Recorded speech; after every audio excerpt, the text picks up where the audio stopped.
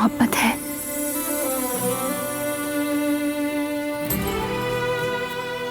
मेरी भी ये पहली मोहब्बत है, पहली और आखिरी। बाहर इंतजार कर लूंगा, कोई मसला नहीं। ठीक है, मगर एक शर्त पर। कैसी शर्त? मुझसे कुछ मत पूछना। ये शर्त कबूल है तो चलो।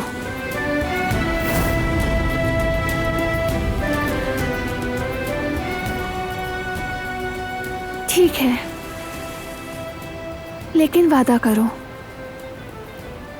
तुम हमेशा एहतियात से काम लोगे, कभी भी खुद को खतरे में नहीं डालोगे। तुम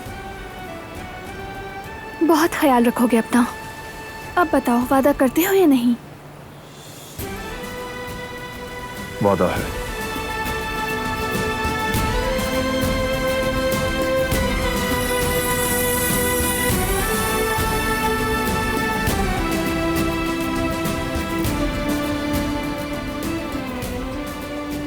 कितनी खूबसूरत जगह है ना ये।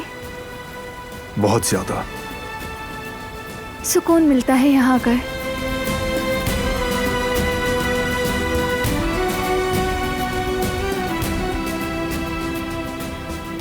चलो चलें।